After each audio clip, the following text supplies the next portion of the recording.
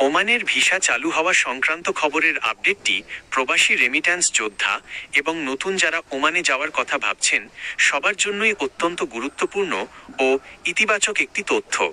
বাংলাদেশিদের জন্য ওমানের নতুন কাজের ওয়ার্ক ভিসা চালুর ব্যাপারে বিগত জানুয়ারি মাসে রিয়াদে গ্লোবাল লেবার মার্কেট কনফারেন্সে ওমানের শ্রমমন্ত্রীর সাথে বাংলাদেশের অন্তর্বর্তী সরকারের প্রবাসী কল্যাণ ও বৈদেশিক কর্মসংস্থান উপদেষ্টার একটি অত্যন্ত সফল বৈঠক সম্পন্ন হয়েছে। সেই বৈঠকে ওমান সরকার আশ্বস্ত করেছিল যে 2023 সাল থেকে বন্ধ থাকা অদক্ষ ও আধাদক্ষ কর্মীদের জন্য নতুন ওয়ার্ক ভিসা প্রক্রিয়াটি তারা দ্রুতই পুনরায় চালু করবে।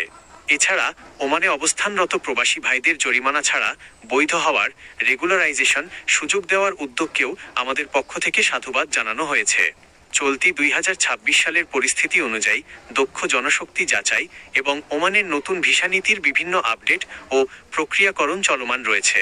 ফলে সোশ্যাল মিডিয়া বা বিভিন্ন নিউজ পোর্টালে এই খবরটি ব্যাপক সাড়া ফেলেছে।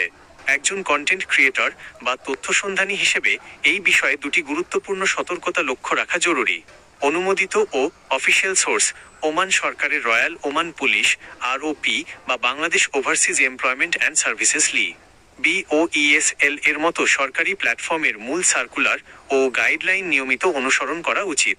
দালাল বা মধ্যস্বত্বভোগীদের থেকে সাবধান।